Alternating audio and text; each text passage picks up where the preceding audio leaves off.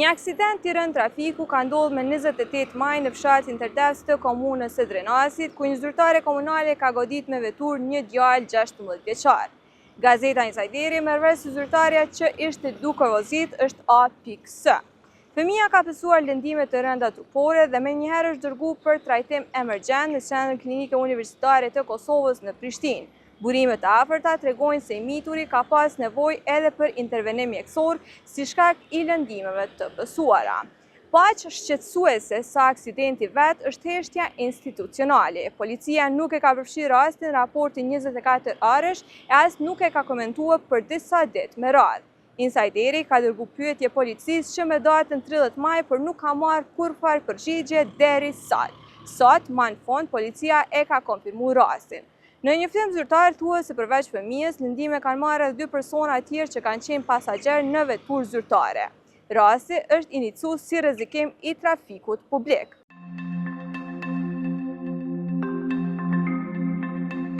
Vetura që është përfshirë në aksident është dërguar në servis e për këtë Insajderi ka siguruar edhe foto. Ashtu Insajderi ka kontaktuar edhe komunën, mirë po ata nuk e kanë dhënë asnjë koment në lidhje me këtë. E sot ne kemi ardhur para komunës me marrë komentin e tyre në lidhje me aksidentimin e veturës zyrtare, si dhe komentin e zyrtares që është përfshirë në aksident.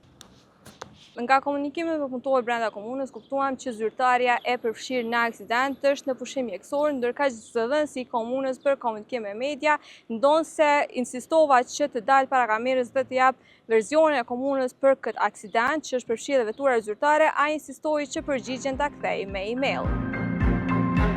Ai në emailin dërguar Insajderit ka thënë: "Faleminderit për pyetjet tuaja të adresuar në lidhje me aksidentin e ndodhur më 28 maj në fshatin Tërdevës, ku përfshihet një veturë zyrtare e komunës së Drenasit. Ju njoftojmë se menjëherë pas informimit për rastin e fjalë, kryetari i komunës Ramiz Llatrovci ka qenë në gatishmëri të plotë për t'i dalë në ndihmë familjes së të lënduarit. Ai ka komunikuar personalisht me familjen e fëmijës së aksidentuar për të ofruar mbështetje dhe kujdes institucional. Gjithashtu dëshirojmë të theksojmë se ky rast nuk është dhe nuk do të jetë objekt i asnjë lloji tentimi për fshehje nga ana e institucionit tonë.